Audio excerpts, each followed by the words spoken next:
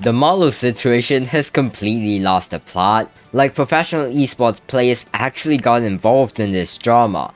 So for those of you who don't know what I'm talking about, a YouTube channel by the name of Team Cryptic dropped 3 videos in a row exposing Marlow, and dude, it's not looking good for her. Like when I tell you this is the most detailed investigation I've ever seen in the Minecraft community, I mean it's actually insane. But before I break down everything, make sure you're subscribed because we're trying to hit 1000 subscribers by the end of 2026. So for those of you who don't know who Marlow is, first of all, are you living under a freaking rock? But she's basically the best Minecraft PvP player and she's known for, well, skills.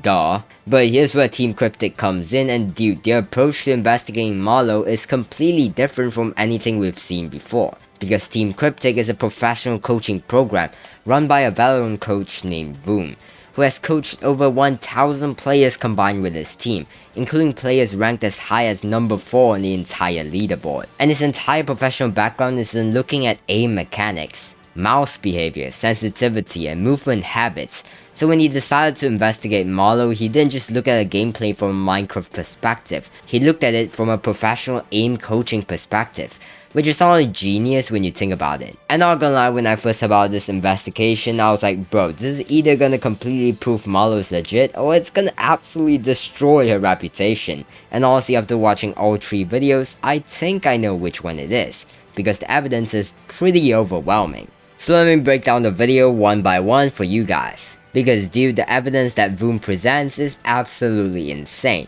And the very first thing Wemmbu talks about is Marlow's sensitivity. And this is so important because without understanding her sensitivity, the rest of the evidence doesn't make any sense. So Marlow plays on 2000 DPI with 100% sensitivity. And when you combine these 2 numbers, you can do the math to figure out how far Marlow has to physically move her mouse to complete a full 360-degree rotation in game. And the answer is about 3 centimeters. And dude, let me repeat that because it's actually crazy. 3 centimeters of physical mouse movement equals a full 360 degrees of in-game rotation. Like that's such a tiny amount of movement for someone playing at the highest level. And to put this into perspective, Wemmbu shows a graph comparing Marlow's sensitivity to every other top 100 Minecraft PvP player in the world. And the result is that Marlow's sensitivity is 3 times faster than the second highest sensitivity on the entire list, which is absolutely insane when you think about it. And honestly, when I saw that graph, I was like, okay, that's already really suspicious, because she's not slightly faster than everyone else, she's in a completely different category. Like there's no other player anywhere near her in terms of how fast her settings are. And Wemmbu explains why this matters from a basic mechanics standpoint. Because in any PvP game, sensitivity is basically a trade-off between speed and control. So faster sensitivity lets you react quicker, but it also means you need really precise physical movements to avoid overshooting targets, which is when your crosshair goes past where you want it to be. And here's the big problem with Marlow's sensitivity, because at a sensitivity level, the range of motion of a human wrist physically cannot give you the fine control you need. Like the margin for error at 3 cm per 360 is so small that any slight change in grip pressure, hand position, or wrist movement will make you overflick.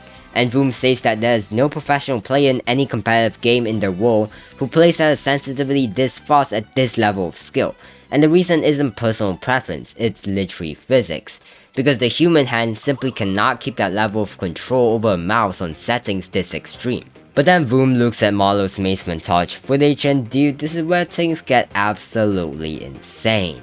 Because the single most obvious and damning thing Wemmbu points out throughout the mace footage is what he calls the center mass pattern. And this is so important, so listen carefully, because every single time Marlow's crosshair gets close to the target, the same exact thing happens. The crosshair moves toward the target and it looks kind of messy or chaotic. But then the moment the crosshair reaches perfect center on the character model, not the head, not the arms, not the legs, but dead center of the body, the mouse stops moving completely and the click happens at that exact moment. And then the crosshair moves away. And Wemmbu keeps pausing and rewinding the footage to show this pattern happening over and over, and he points out this happens on every single kill, without any exceptions across the entire montage. Like whether she's above the target, below the target, coming in from an angle, or doing a huge flick across the screen, the crosshair always stops at perfect center before the click lands. and he's really clear about how physically impossible this is. He literally says that level of control with the mouse control she has is impossible with the current sensitivity.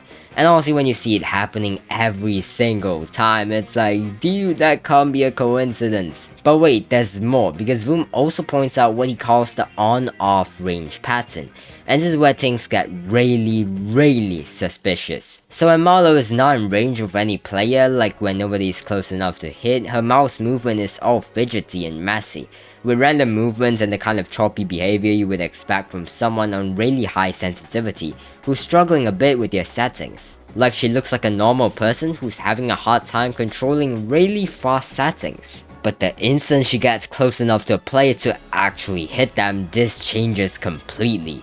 Like the choppiness goes away, the random movements stop, and the crosshair moves with this perfect position and lands exactly on center mass. And then as soon as she's no longer in range, the messy behavior comes back. And dude, this on-off behavior pattern is really suspicious because it's consistent with a specific type of cheat, which is aim assist software that turns on when a valid target gets close enough. So outside the range, the cheat does nothing and you see normal human play, but inside the range, the software kicks in and gives you superhuman precision. And then Wemmbu looks at Marlow's handcam footage, which is the footage where she plays with a visible handcam.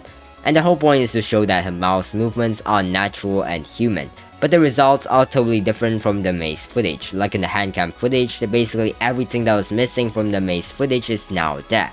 There are overflicks where Marlow's crosshair shoots past targets and she has to fix it. There are underflicks where the crosshair doesn't reach the target and needs correction. She's constantly messing up her block interactions, she's making random mouse movements that don't serve any purpose, and when she's trying to track moving targets, the crosshair moves in these choppy jumps instead of smooth movement. And not gonna lie, when I saw this comparison, I was like, bro, these look like two completely different players, because if the mace montage footage is real, then Marlow has crazy good mouse control. Like maybe the best in the world. But if she has that level of control, it should show up at least a little bit in the other gameplay, but instead her handcam footage looks like a completely different player who's struggling with high sensitivity, which doesn't make any sense if she's supposed to be the best player in the world. So then Wemmbu puts out video 2, and this video is specifically to respond to people defending Marlow, because after the first video a lot of Marlow supporters were trying to explain away the weird stuff. And the first argument was that she's just been playing for years, so her sensitivity is consistent because of all that practice. So then Wemmbu puts out video 2, and this video is specifically to respond to people defending Marlow, because after the first video, a lot of Marlow supporters were trying to explain away the weird stuff. And the first argument was that she's just been playing for years, so her sensitivity is consistent because of all that practice, and Wemmbu's response is actually really smart. He agrees that Marlow's sensitivity is technically playable. Like anyone can go into the game right now and set their DPI and sensitivity to her values and get some level of control, but he's saying something more specific, which is that it's physically impossible to use the settings and get the level of smoothness seen in the footage. No matter how many years you practice, the physics just doesn't allow it. And to show this, he talks to a player called Heyday, who plays Valorant on really fast sensitivity, and Wemmbu points to Heyday's gameplay as proof of his point, because Heyday is messy and gives up control for speed, exactly like you would expect. He overflicks, he misses, he has to correct himself, and he looks like a human pushing their limits. But Marlow's mace footage has none of this, like it's smooth and perfectly centered, and there are no visible mistakes, which is the complete opposite of what you'd expect from someone on settings that fast. The second argument was that mace and UHC aren't comparable because UHC needs more movement. But Wemmbu says this argument is absolutely false and explains why. Mace PvP is actually way harder for aiming than UHC, because it's a 3-dimensional game mode where both players are constantly moving up and down and all around. So tracking a target who is moving horizontally and vertically at the same time while you're also flying around requires constant precise mouse movement on all directions. But in UHC both players are on the ground, so it's mostly horizontal. And because of that, a skilled player can actually use keyboard movement to help with aiming instead of needing to move the mouse as much. So the fact that Marlow's aim is way better in the harder game mode is actually more suspicious, not less. And the third argument was that you can't compare montage footage to live gameplay because montages are highlights. And Wemmbu says this actually makes the problem worse, because the players in Marlow's mace montage are way better than the people she's fighting in her handcam live footage. So the comparison is harder game mode plus better opponents plus montage clips equals perfect roboting position. But easier game mode plus much weaker opponents plus live footage equals overflicks, mistakes, choppy tracking, and beginner level errors, which is the complete opposite of what you'd expect from a real player. But then this is where things get absolutely crazy. Wemmbu puts out video 3, where he hired professional players from Valorant to investigate Marlow. And these coaches got the footage with no information about who Marlow was, what the accusations were, or what Wemmbu had already found. So their reactions were completely fresh from professionals who had never heard about this situation before, which makes their opinions way more trustworthy. And the first coach is a guy called Nia, who is an Immortal 3 Valorant player, and he does this live demonstration to show exactly how extreme Marlow's sensitivity is. He sets his own mouse to 800 DPI and pushes it exactly 1 inch across his mousepad, and even at 800 DPI this makes a big screen movement. But on Marlow settings, moving the mouse 2 to 3 centimeters does a full 360 degree rotation.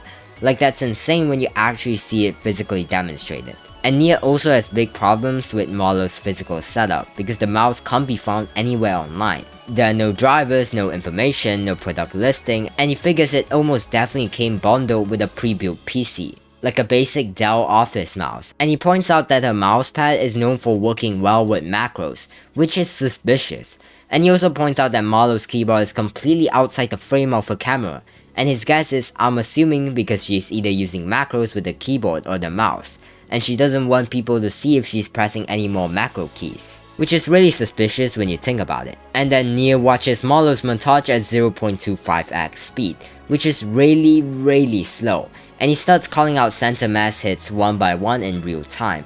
Exact center, she's gonna do it again. Exact center, boom! Exact center. And he finds one specific clip that's a 1 frame adjustment, which on a DPI means physically moving the mouse about 1 centimeter with perfect precision in a single frame. And his overall conclusion is either she's the best gamer in the world or she's obviously cheating. And the tone makes it really clear he thinks it's the second one. And the second coach compares Marlow's footage side by side against Mito, who is a legit professional player, and he points out that Mito's aim looks like a skilled human player, calm and controlled with the natural tiny mistakes that all humans make. But Marlow's aim is either super messy when no target is nearby or perfectly robotic when the target is in range. And he says these two states shouldn't exist in the same player because the messy state is what high sensitivity play looks like. But it should stay messy even during combat, not suddenly become perfect the moment the target gets close. And his conclusion on the likely cheat type is trigger botting, which is software that automatically clicks when the crosshair is over a valid target. And the third coach got Marlow's footage with literally zero context, and he immediately notices the elytra range pattern, which is during elytra flight at distance, Marlow's tracking is completely normal for high sensitivity, like chaotic and fidgety all over the place. But the moment she gets close enough to a player, the crosshair snaps to the center of the pelvis and stays there with perfect tracking, until the hit lands, and then as she moves away the chaos comes back. And he describes this cycle happening over and over, which is super consistent with aim assist software that turns on when you get close to a target. And honestly, when all 3 professional coaches who were working separately and had no previous knowledge of the Marlow situation all came to the same conclusions, I was like, dude, this is it, this is the proof, because these aren't just Minecraft players with a grudge, these are professional aim coaches who look at this stuff for a living, and they are all saying the same thing, which is that Marlow's gameplay looks like cheating. So let me know what you guys think in the comments down below. And if you made it this far into the video, make sure to drop a like and subscribe because we're trying to hit 1,000 subscribers, and your support means everything. Anyways, goodbye!